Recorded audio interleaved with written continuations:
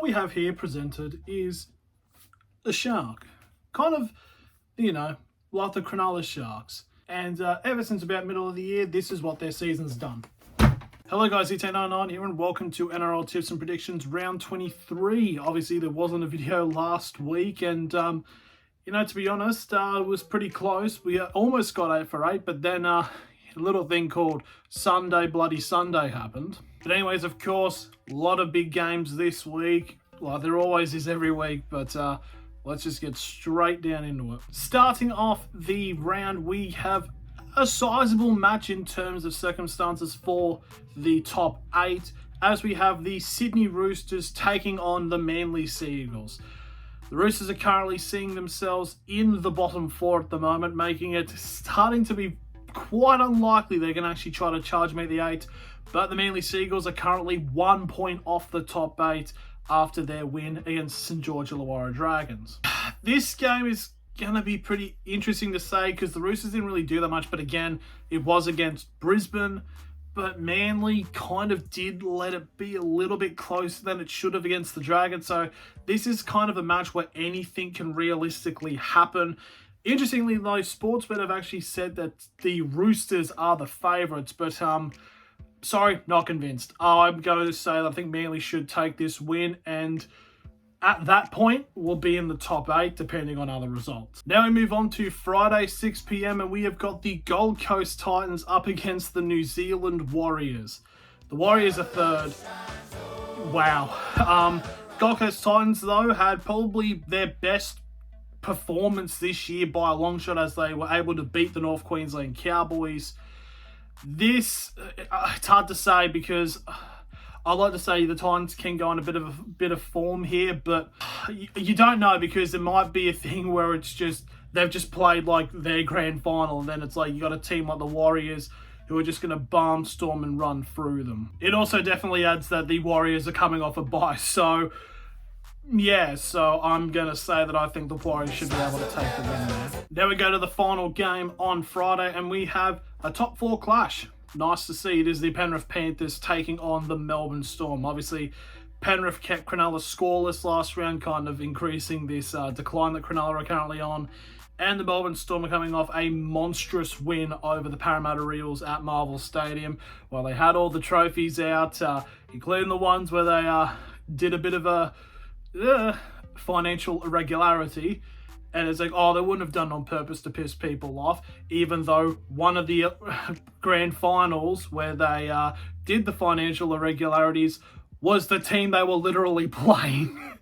But look, it's hard to say how the Storm will go. I mean, like, it is good wins. They're going to solidify themselves in the 8. I think the Storm, I think, are very safe of staying in.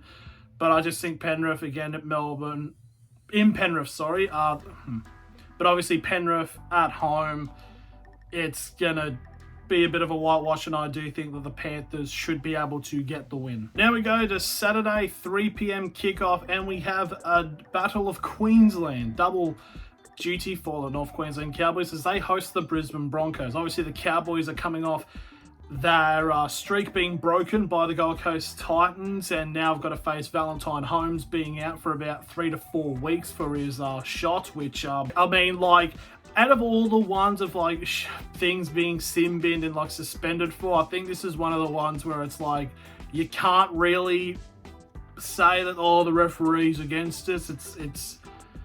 It's like, I mean, the punishment may be a little bit extreme, but apparently he did it the week prior, but I don't know what happened. But yeah, I just think the Cowboys could be in a little bit of spite. Brisbane obviously getting the win over the Roosters. The Broncos really want to just keep on toe with the Penrith Panthers for this minor premiership charge if they can try to get to it. But it's going to be a close game. Could go either way. I might just give the edge to Brisbane here. Got their full strength and they should be completely fine. Now we go to the 5:30 kickoff on Saturday, and it is a double-header over the other side of the country in Perth, as the first one sees the Newcastle Knights playing away technically to the Redcliffe Dolphins. Obviously the Dolphins are coming into this game after a 1-point loss to the Canterbury Bankstown Bulldogs in a game which I could basically describe as that each team tried to hand the other side the win. But yeah, it was a very tight game, but it's just, Obviously missing the Kiko Masaka there, but it's two teams in the lower end of the ladder. No, it's weird, but they got players back, so they're showing some resilience, the Dolphins.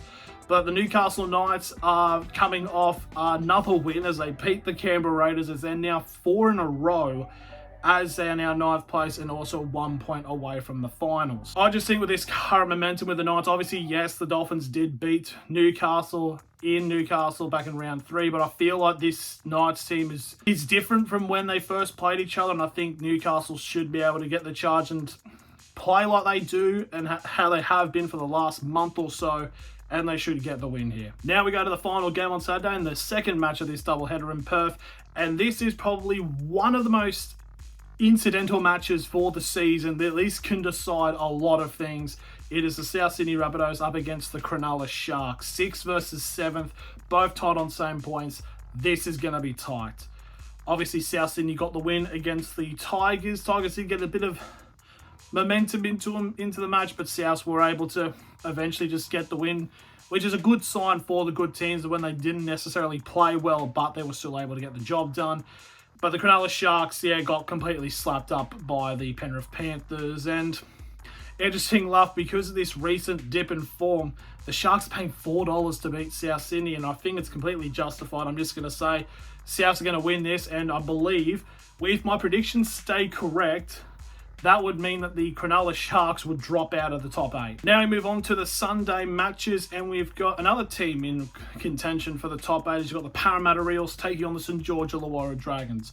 Obviously, Parramatta got slapped up against Melbourne, but I mean, it's Melbourne and Melbourne. You know, you kind of have to excuse it a little bit.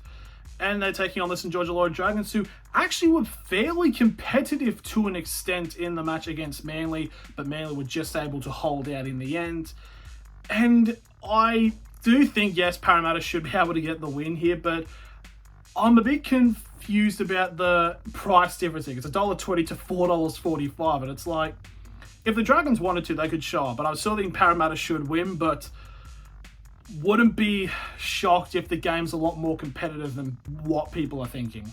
And then finally, we go to the last game of the round. It is the Canberra Raiders up against the West Tigers.